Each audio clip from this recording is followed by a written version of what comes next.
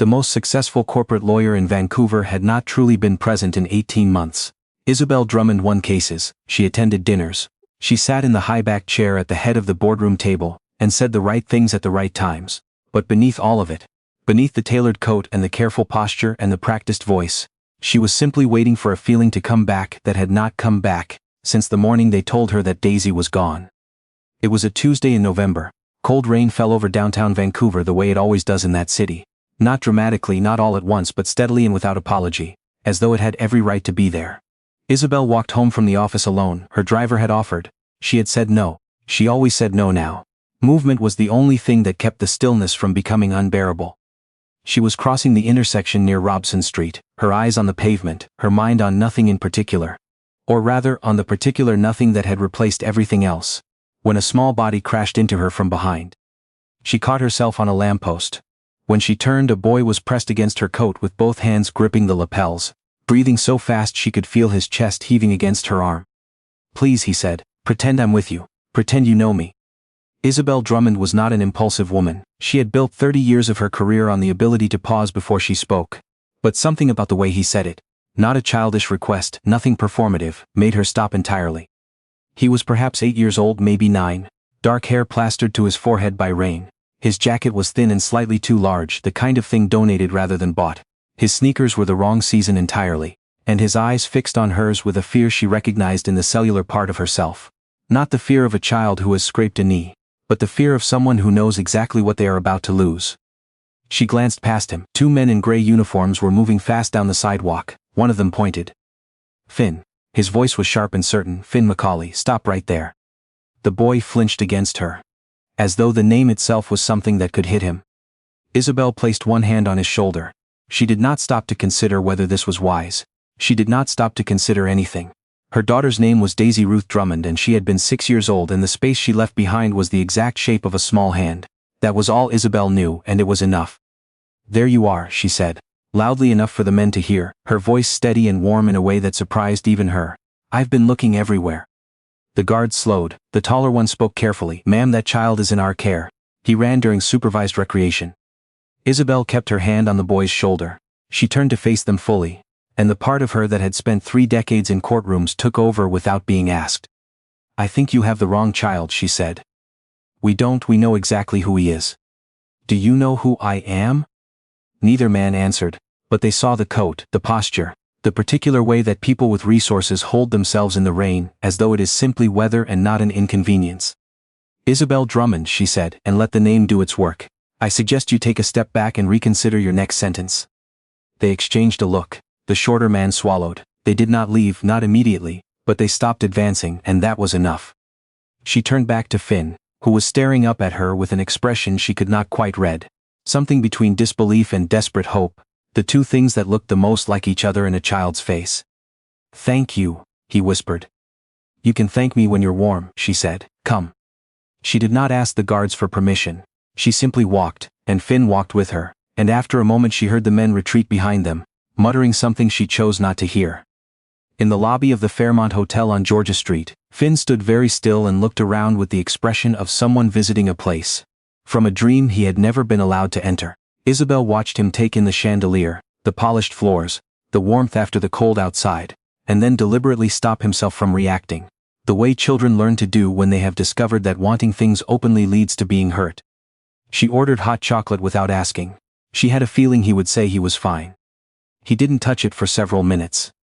"You can drink it," she said. He stared at the cup. "Piper hasn't eaten." The name landed softly in the air between them. Isobel waited. "My sister," he said. "She's 5, she's still back there." The lounge was warm and quiet around them, but Isobel felt something change regardless. "Back where?" she asked. Finn looked down at his hands. They were chapped at the knuckles, the kind of chapping that comes from cold and not enough lotion. From a life that doesn't have time for small comforts. "Cedarbrook," he said. "The group home on Clark Drive." He said it the way people say the name of a place they are trying to put distance between themselves and flatly. With care. "Tell me about Piper," Isobel said. He looked up at her. His eyes checked her face the way children check the faces of adults, not rudely but thoroughly, reading for the signs that mean I'm not actually listening, or I'm about to disappoint you. Whatever he found, it was enough for him to go on. She's scared of loud noises, he said. She doesn't sleep unless I'm next to her. She counts backwards from 10 when she's upset. I taught her that. It's the only thing that works. At Cedarbrook they don't know about it, so when she cries they just tell her to stop, and she can't stop. She never can. She just gets louder and they say she's being. He pressed his mouth shut. Opened it again. They call her difficult. Isobel's hands tightened around her tea. I heard them talking yesterday, he continued. There's a family that wants to take her. Just her. Not me. He said it simply, the way a child says something that they have had to practice saying simply in order to survive it. They said nobody wants kids my age. They said Piper has a better chance without me around. That I make things complicated. He finally picked up the hot chocolate. His hands were shaking slightly. I'm not complicated, he said, not defensively, just as a fact he needed someone to know. I just ask where she is. Isobel looked at the small boy across the table and thought about her daughter, who had loved to count things. Steps, birds, tiles on the kitchen floor, and who had made Isobel promise every single night to check under the bed before the light went off. She thought about what it meant to be the person who knows someone that completely. And what it means when that person is gone. Are they moving her tomorrow? She asked. Tonight, he said, that's why I ran. Isobel called Celia Tran from the corridor outside the lounge. Celia had been her family solicitor for 9 years and was not accustomed to receiving calls at 7 in the evening, but she picked up on the second ring because she knew Isobel, and Isobel did not call casually. I need you to stop a child placement tonight. Sibling separation. The home is called Cedarbrook on Clark Drive. The girl's name is Piper McCauley. She's 5. And they're moving her without proper emotional assessment. A pause. Isobel. I know what time it is, Celia. Another pause shorter. I'll start making calls. When she returned to the table, Finn was sitting in exactly the position she had left him. As though he had not moved a muscle in case moving would change something he needed to keep still. Someone is working on it, she said. He looked at her. You believe me? The question broke open something she had been keeping carefully closed for 18 months. She sat down slowly. Yes, she said, I believe you. Cedarbrook House sat on a residential block in East Vancouver, flat-roofed and institutional, with a sign near the entrance that read Nurturing Young Lives in a font that seemed to have been chosen by someone who had never met a child in distress. The building behind the sign was gray under the rain, its windows narrow. Finn went still when he saw it. His breathing changed. Not panic, not tears, just that quiet particular contraction that meant he was preparing himself. You don't have to go in, Isobel said. Piper's in there, he said, and walked toward the entrance.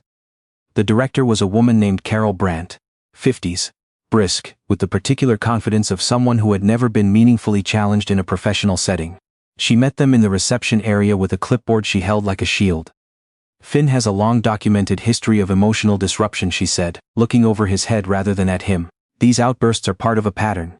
He becomes agitated when transitions are being made. Where's Piper? Isobel asked. Miss McCauley is resting. I'd like to see her. Carol Brandt smiled tightly. Visitors require prior authorization. Celia stepped forward and set a folder on the reception desk. Miss Drummond is here under emergency welfare provisions. You've received the documentation. The review begins now. Carol Brandt looked at the folder, then at Isobel, then at Finn, who was watching her with careful, unblinking eyes. She said, Follow me. The common room smelled of disinfectant and reheated food. Isobel scanned the room before Carol Brandt could direct her anywhere. She found Piper in the far corner. Piper McCauley was 5 years old and very small for it, sitting with her knees pulled to her chest beneath a window, rocking slightly. Her hair was in 2 uneven braids, the kind done by someone too busy to be careful. She held a stuffed rabbit with one ear missing, pressed flat against her sternum. She was not crying. She was doing something worse. She was somewhere inside herself, behind her eyes, somewhere that looked like it required significant effort to reach. Then, she looked up. Her face changed the way only a very young child's face can. All at once, nothing held back, no performance of composure, and she launched herself across the room at a speed that surprised everyone in it. Finn. He went down to one knee and caught her. She made a sound against his shoulder that Isobel would not be able to unhear for a very long time. Carol Brandt stepped forward. This is exactly what I mean. This kind of dependency is. She's 5 years old, Isobel said quietly, and she just found her brother. The attachment creates instability. Children in care need to develop individual. What did she eat today? Isobel asked. Carol Brandt paused. The children eat on a schedule. What specifically did Piper eat today? The pause was a fraction too long. Isobel looked at Finn, still kneeling, Piper's arms around his neck. She looked at the rabbit with the missing ear. She looked at the laminated posters on the walls, and the narrow windows and the fluorescent lights, and she thought about all the careful language people use to describe a place, while describing anything. Except what it actually feels like to be small and frightened inside it. "Read me his file," Isobel said. "The behavioral file, read me the incidents." Carol Brandt accepted a folder from a staff member in September. Finn found outside Piper's door after lights out. October, Finn removed his own dinner portion and gave it to Piper. October, Finn accused staff of putting Piper in the quiet room without cause. November, Finn made unauthorized calls from the office phone attempting to reach a social worker on his sister's behalf. Each item Carol Brandt read as evidence of difficulty, Isobel heard as something else entirely. "He gave her his food," Isobel said when she finished. "He disrupted. He gave a hungry child his dinner. He sat outside her door so she wouldn't wake up afraid. He tried to call someone to help her." Isobel's voice was steady and very cold. "That is your documentation of a problem child." Carol Brandt closed the folder. The smooth official manner was slipping. "Mrs. Drummond, I understand you have resources. That doesn't give you the authority to." "No," Isobel agreed, "but the courts do, and you will have their full attention by morning." Celia was already on the phone. By midnight, an administrative liaison named Raymond Stokes had arrived with objections that Celia dismantled one by one. By 2 in the morning, a journalist Isobel trusted had the first documentation. By the time gray light began to come through the hotel windows where Finn and Piper had fallen asleep on the same narrow couch, Celia had filed for emergency protective placement, and a formal investigation had been opened into Cedarbrook's records, financial discrepancies, staffing irregularity, and a pattern of separating siblings that aligned suspiciously, with which placements generated the most provincial funding. Finn had not slept until Piper slept. Isobel had watched from across the room. Piper had counted backwards from 10, quietly, to herself. 8, 7, 6, and then she had stopped and her breathing had changed, and Finn had put his head back and been asleep before the count finished. Isobel sat in the chair by the window and watched Vancouver turn from dark to gray. She had not slept. She was not sure she had breathed correctly in 18 months. She looked at the 2 children on the couch, Piper's hand still resting on Finn's sleeve even in sleep, and she understood that what had happened on Robson Street was not an accident and not a coincidence. She did not know what to call it. But she knew what she was going to do next. The provincial court hearing was held 5 weeks later. The room was full. Former residents of Cedarbrook had come, some with their own lawyers, some alone. An investigative report had run in the Globe and Mail 3 days prior. 2 other facilities connected to the same administrative network were under review. Raymond Stokes was no longer employed. Carol Brandt was present near the back, with her hands folded. She had aged somehow in 5 weeks. Or perhaps she had simply stopped performing the version of herself that could look at a child's fear and call it a behavior problem. Isobel sat at the front with Finn on her left and Piper on her right. Piper was wearing a yellow sweater and watching the ceiling with great concentration. Finn was watching Carol Brandt. Before the judge began, Carol Brandt asked to speak. She stood without the clipboard, without the practiced composure. "I told myself I was providing structure," she said. Her voice was low and without authority. "That children in difficult circumstances needed firm limits to feel safe. I told myself that the ones who pushed back were the ones who needed the most correction. That a child who asked too many questions didn't respect the process." She stopped. Started again. "I was wrong about every part of that." She looked at Finn. He held her gaze. "You weren't difficult," she said. "You were the only adult in the building. And I spent months trying to punish you for it." The room was very quiet. Piper had stopped watching the ceiling. Finn was still for a long moment. Isobel felt him breathe beside her. One slow breath, the kind that comes from somewhere deep. Then he stood. He was 9 years old and small under the high ceiling of the courtroom, and he walked up the aisle with his hands at his sides, and stopped a few feet from Carol Brandt. Isobel half rose. He looked back at her briefly. She sat back down. This was his. "I'm not going to be angry at you anymore," Finn said. His voice was quiet, but it carried the full length of the room. "Not because what happened was okay, it wasn't. Piper still has nightmares. She still checks that I'm there before she closes her eyes." He paused. "But I spent a long time in that place being afraid. I don't want to spend the rest of my life being angry about it too. I want to be somewhere else now." Carol Brandt pressed her hand over her mouth. "I forgive you," Finn said. "I'm going to go home." He turned and walked back down the aisle, and Piper scrambled out of her chair and met him halfway, and took his hand with both of hers. And for several seconds Isobel could not see them clearly. The judge signed the adoption order. The room rose. Outside the courthouse it was raining. The same kind of steady, patient Vancouver rain that had been falling on Granville Street. The night a boy had grabbed a woman's coat and asked her to pretend.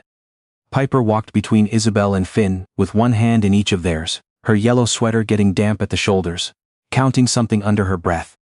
Isobel leaned down. "What are you counting?" Piper looked up with great seriousness. "Steps," she said. "Finn taught me you count steps when you're happy so you remember how far you went." Isobel straightened. Beside her, Finn was watching the street ahead with the particular expression she had come to recognize as his version of peace. Not the loudness of it, but the quiet. The loosening of something that had been held far too tight for far too long. She thought about Daisy, who had counted tiles on the kitchen floor. She thought about the specific weight of a small hand in hers, and how long she had gone without it, and how strange and careful and entirely necessary it was to have it back. To have them both. She held on. They walked forward. And without quite deciding to, she began to count the steps with them.